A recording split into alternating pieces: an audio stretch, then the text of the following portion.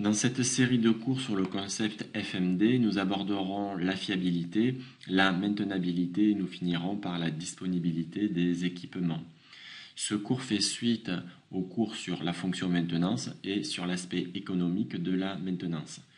Comme nous l'avons vu, l'exécution de la maintenance dans une entreprise est d'une importance capitale pour maintenir les équipements en état de bon fonctionnement.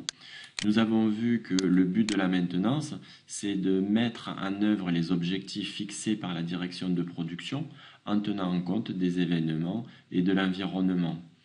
Nous avons défini la stratégie de maintenance comme étant l'ensemble des décisions qui conduisent à définir le portefeuille d'activité de la production de maintenance, c'est-à-dire à décider des politiques de maintenance des matériels.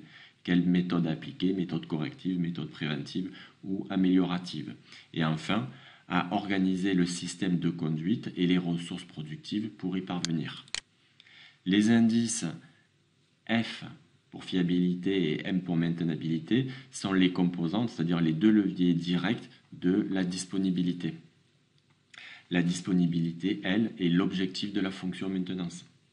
Ces aspects seront abordés sous l'œil du maintenancier, c'est-à-dire que nous étudierons principalement les systèmes dits réparables. Inutile de faire la maintenabilité sur les systèmes qui ne seront utilisés qu'une seule fois. Enfin, la disponibilité recherchée sera une disponibilité technique ou disponibilité d'un point de vue maintenance. Les moyens extérieurs hors logistique de maintenance n'affecteront pas la disponibilité du bien. Le point critique de ce cours sera la collecte des données, c'est-à-dire l'historique que nous allons étudier. Je vais prendre deux exemples pour vous montrer la difficulté. Dans le premier cas, c'est celui d'un industriel qui veut suivre son parc machine.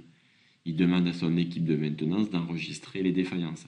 Cet historique peut être considéré comme fiable, car il sera lié à l'état de ses machines et à la maintenance qu'il applique.